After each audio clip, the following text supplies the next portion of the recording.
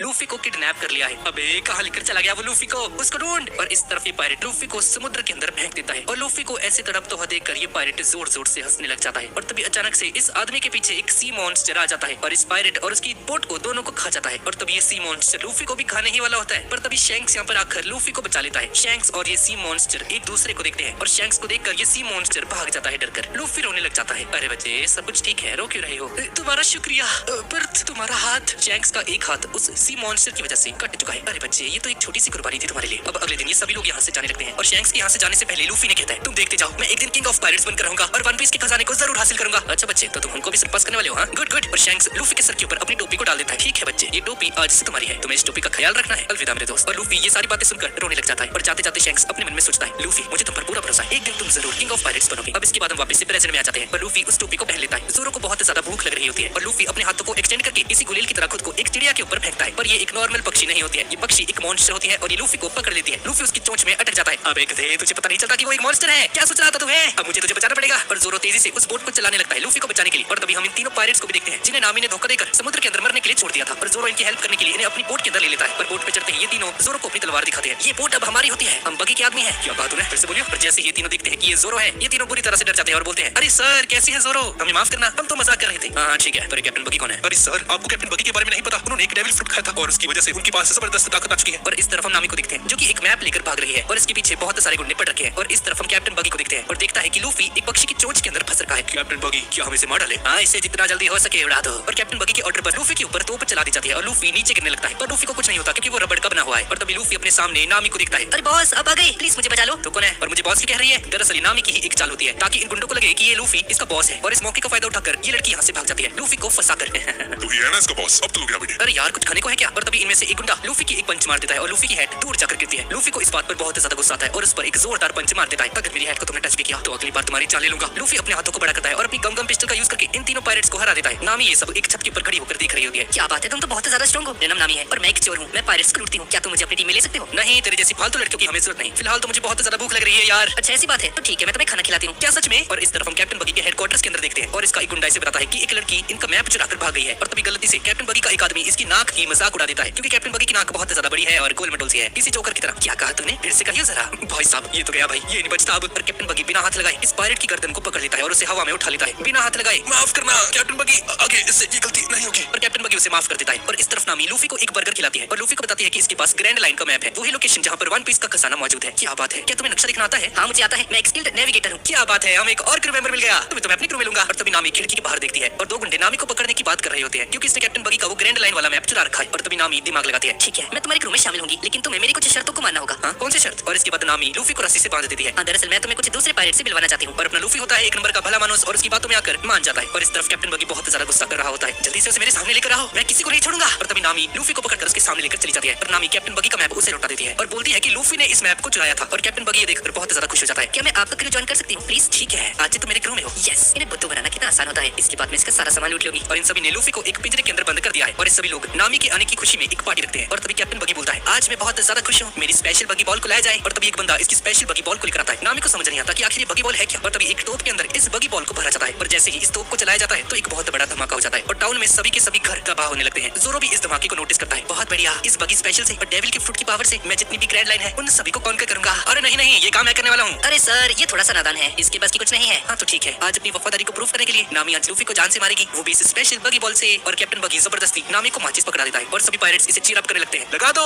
फूंक दो उसे।